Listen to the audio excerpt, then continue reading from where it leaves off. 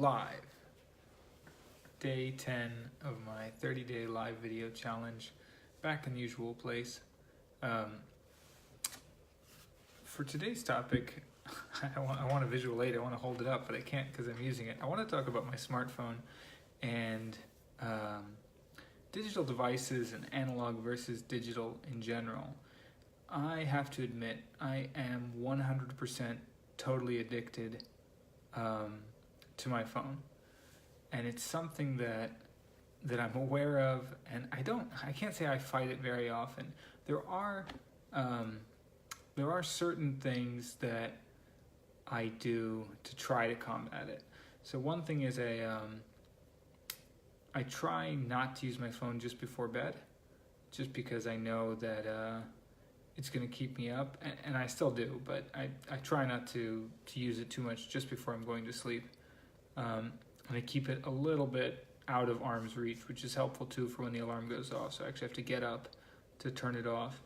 But first thing in the morning, I notice I have this, I've gotten back into the habit, I'd broken it for a while, of just don't use your phone first thing in the morning, because inevitably you'll go from, kind of the alarm to checking something trivial to all of a sudden you're in your email or Facebook notifications or something else, and then I'm just immediately into reactive mode, starting the day in reactive mode, and there's no opportunity to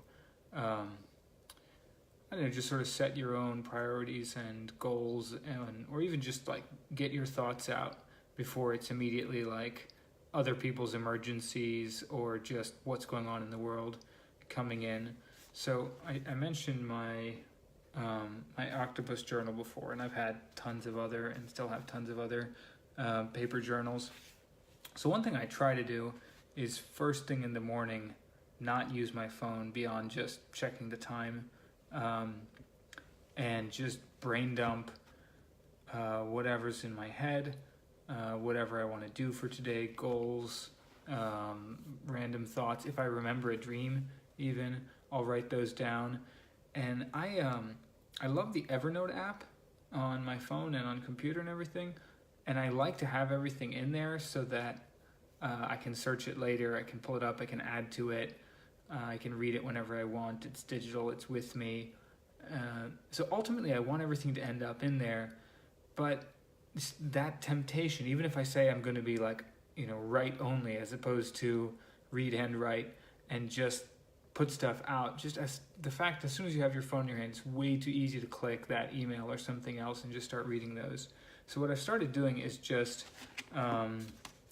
writing down whatever's in my mind for the day, or whatever I want to do, to-do list, things I want to remember on paper, and just getting it all out, and then typing it up later on. And it's not pages and pages that it takes me a serious amount of time to transcribe, but that actually gives me an opportunity to be analog only in the morning, first thing, and not in reactive mode, but still get the benefits of having it on the computer where it's handy, so I don't have to carry around my notebook wherever I go just to be able to see what I had on a to-do list yesterday. The other thing that I do pretty religiously every morning is, and this is pretty popular now, is the 5-minute journal. And so this is obviously a paper journal, but it's a structured journaling process. And so this is what it looks like. And there's a section for the morning, that's the top lighter part, and a section for the evening, that's the darker part. I would say I'm very good over the past year and a bit about doing the morning stuff every morning. And when I travel, I take this with me, even if it's just a single overnight. It's still the one thing that's pretty much always in my bag. For the evening part, I miss them occasionally just because I forget and fall asleep. But it's the mornings that I really see the benefit. And what I'm writing here, so I write every day the date, and I also add in the time just because it's fun to be able to look back and see what time I'm waking up at Trends. Yeah, it's a weird definition of fun. And where I am. But then the prompts, there's structured prompts. So every day it's the same, and it's I am grateful for, and then there's 3 lines. What would make today great? And again, 3 lines. and then daily affirmations. So I am ... and you can fill it in with whatever you like. But doing this first thing before getting into like reactive mode of reading emails or doing anything like that, I find is really beneficial, because the I'm grateful for sort of just primes you in that gratitude mindset, thinking about what's already going right. I know I mentioned a couple of times now that I'm very sort of like future oriented, very type A, always thinking about the next thing on the to-do list, the next thing that I need to get done, whatever problem there is that I still need to solve. And it's not always a big problem, it's just something that needs to get done. But as a result of that, it's really easy to miss out on the something that I already did, something that's already going well, some problem that I don't have. And so just starting each day with 3 lines of what am I grateful for, puts all that in my mind and just gets me kind of like in a good mindset for the day. And then what would make today great? It's really easy for that to become a to-do list. And sometimes for me, it does look like a to-do list. It's like, nail the meeting with prospective client, take care of this thing that I said I was going to do. But I try to include some of that stuff. I inevitably include some of that stuff, but I also try to include things like show up, at like family gathering or wherever I'm going with joy. Something as simple as that. Be gentle, knowing that like I have a tendency to just have a strong personality, and so it can just be a helpful reminder. Make time for something that maybe isn't like, super urgent on the to-do list in the same way that like work stuff is, but making time for, call your mom, something like that. Eat a great breakfast. I'm just looking back through some of the older ones here. So what would make today great? That's the second category. And then the third category are daily affirmations. And entire books have been written on the subject of affirmations. I won't say too much about them here, but mine tend not to be too sort of like woo-woo. I'm not writing like, you are a millionaire who drives a Ferrari and hopes that it'll eventually come true. Instead, my affirmations tend to be more things of just like, again, appreciating health and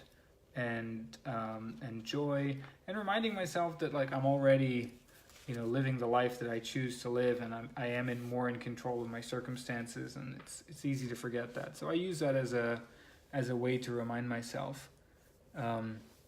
Going back to the idea of like smartphone addiction, though, those are just a few of the things I do on paper, on purpose. I could easily do all of that on my phone. It would be much more convenient, but I do all that on paper just to kind of like stay away from distractions.